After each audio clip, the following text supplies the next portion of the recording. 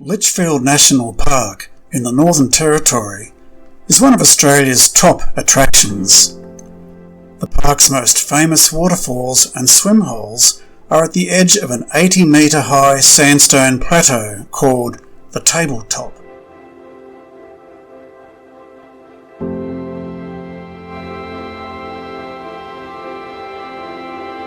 This model of the tabletop makes it easier to visualise. Lifetime buddy Gary Hoban, my brother Neil Spencer and I walked part of the tabletop track, 16 kilometres from Florence Falls in the east to Walker Creek in the northwest. We plan to walk more of the 40-kilometre track, but more about that later. The top of the tabletop is largely barren in the centre, with scattered savanna woodland and the occasional running creek occupying much of the remaining plateau. What you don't see is that it can get hot, very hot, even in winter.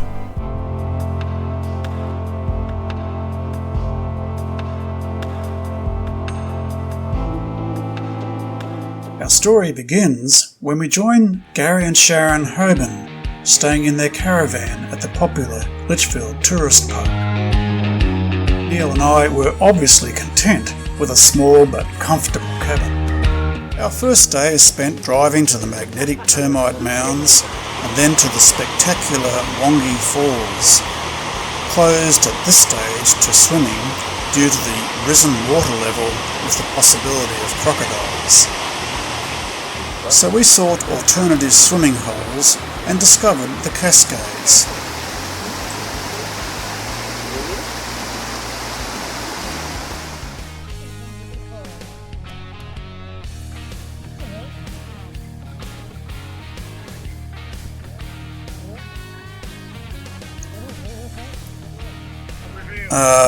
Well, retreating to the underwater serenity, here's another reveal.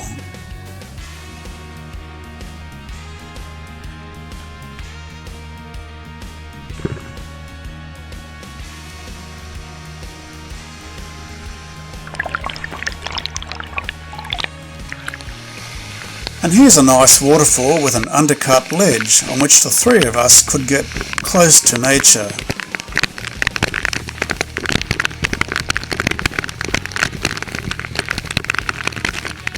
I clearly got the wet spot. Assuming a meditative posture, I'm not actually sure that Neil and Gary attained the enlightenment that they were seeking. The following day, the three of us gather at Florence Falls to start our journey. My backpack is overladen with camera technology, extra batteries and a solar panel to charge them.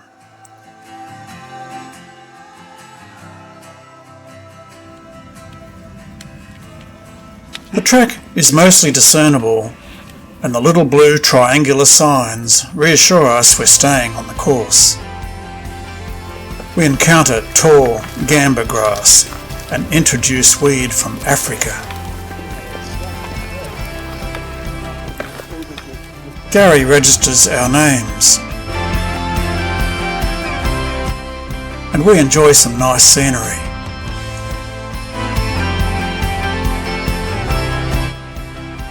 We stop occasionally to rest, but I find myself asking for more frequent stops. I become increasingly weak and dehydrated. Despite constantly sipping water, I've succumbed to heat exhaustion. Having no choice but to leave my backpack on the track, we walk another 3 kilometres to the northern campground. Neil and Gary then walk back to recover my backpack. The next morning, with me mostly recovered, we embark on a nearly 5 kilometre walk from the northern campground to Walker Creek, accessible by car. It was like finding a cool oasis in a desert, which for me was a welcome reward after an arduous trek.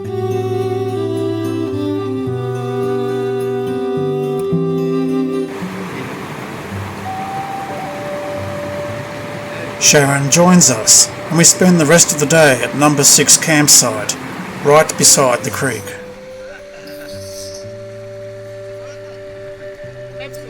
Like kids in a bathtub, we frolic in the clear water, which has its source in underground aquifers, as well as water trickling down from the tabletop.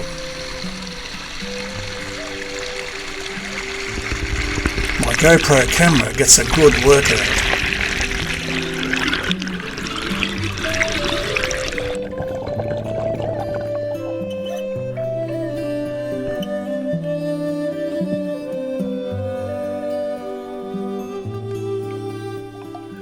A Merton's water monitor.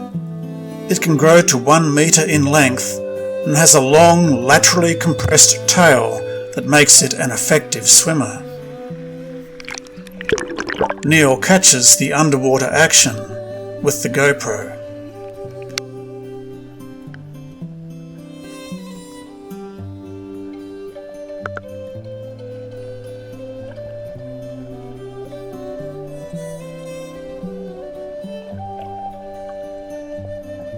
Gary claims to be creative director of these tree root images.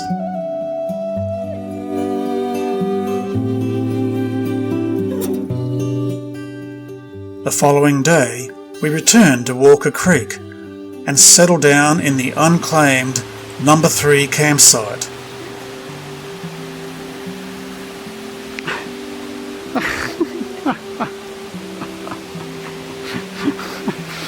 Oh man.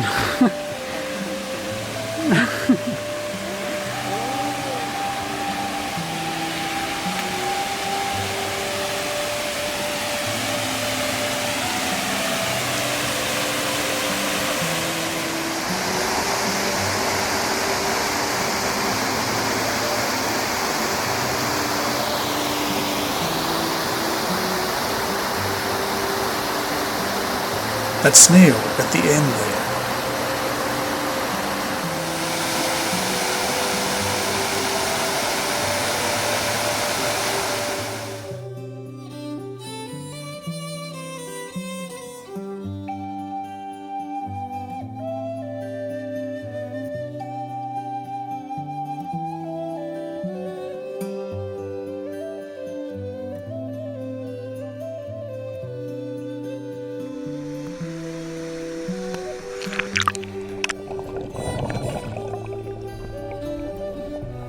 The water is about 4 metres deep under the waterfall.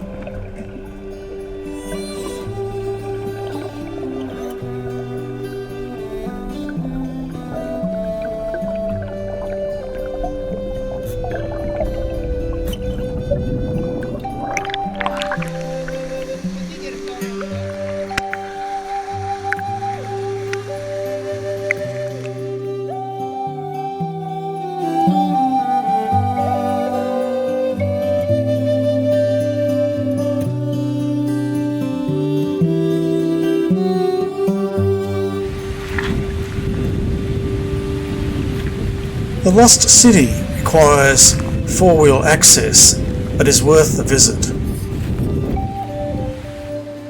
The remarkable sandstone monuments were once part of a continuous sandstone layer that capped the present Tabletop range.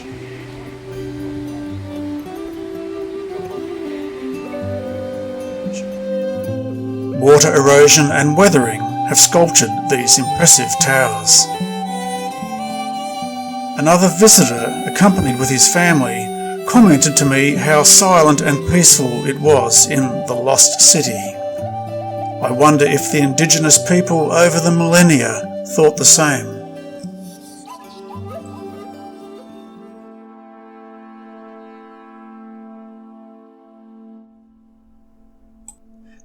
We booked into a tour of the Adelaide and Mary rivers. Yes, it is. It's pandanus. That's what I was just talking about. Our guide, Danny, repeatedly warned us not to hang any part of our body over the side of the boat. The plentiful saltwater crocodiles in this river are highly dangerous. Excuse me. Keep this clear, please. Thank you.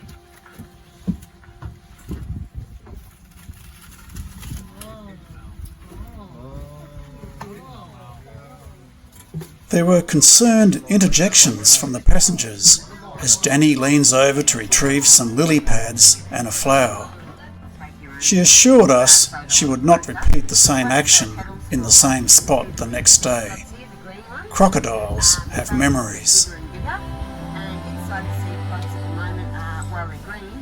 An Australian darter emulates a branch in its efforts to remain unnoticed.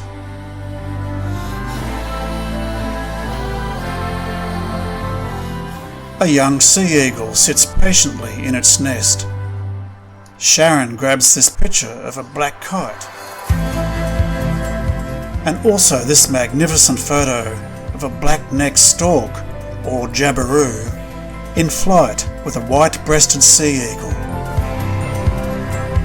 Pink lilies or lotus. Everything seems big up here in the Northern Territory.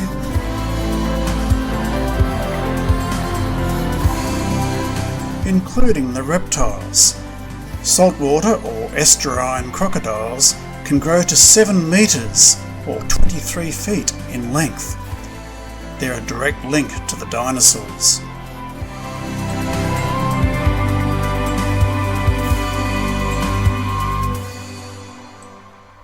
Meet Lumpy. She's a medium-sized crocodile whose rib cage was torn open on one side years ago after being hit by a boat. This allowed her right lung to protrude when breathing in, with her soft chest wall sinking when she breathed out. Crocodiles have remarkable healing powers.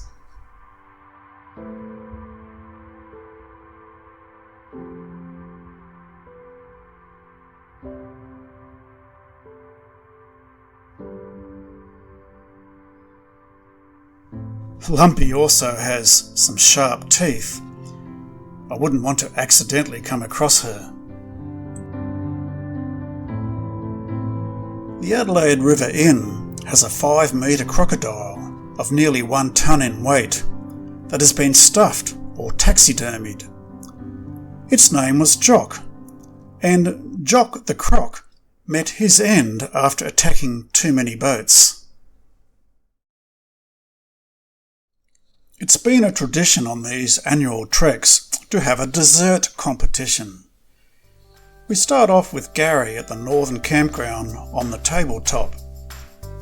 Gary has considerable flair and talent for theatrical drama and exaggeration. Note the dessert's name. Lots of colourful words and posturing almost convince us that this dessert was something out of the ordinary. It was out of the ordinary, in fact. It tasted pretty good, but in one word, gluggy. The next night, at the Hobin's Caravan, Neil presents his dessert. Neil also has theatrical talent and a flair for description. This does help with the overall impression one gets in judging. He got points for the sequential development of his dessert, demonstrating that he put some thought into this creation. It also tasted great.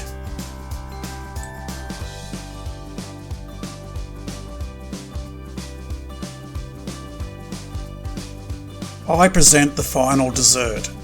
I don't have the flair for words or description that Gary and Neil demonstrated. I felt a bit disadvantaged by this.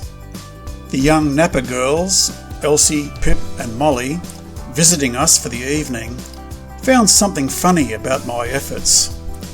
This didn't exactly help me with my confidence. But wait for it, the results have come in.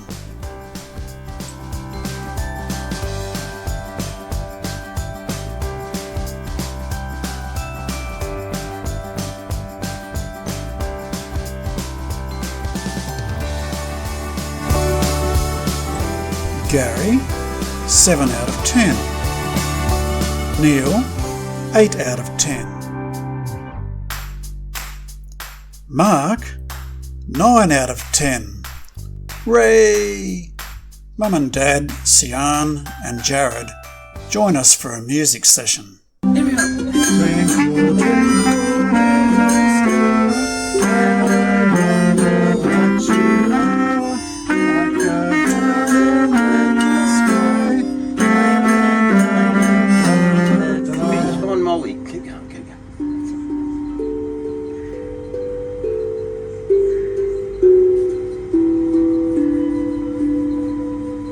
The heavens must have heard us that night, and responded, because the following night, as Neil and I walked from the caravan to our cabin, the stars were indeed twinkling, the Milky Way resplendent against the old windmill. It was a reminder that, on one hand, we are very small, yet we're also magnificent.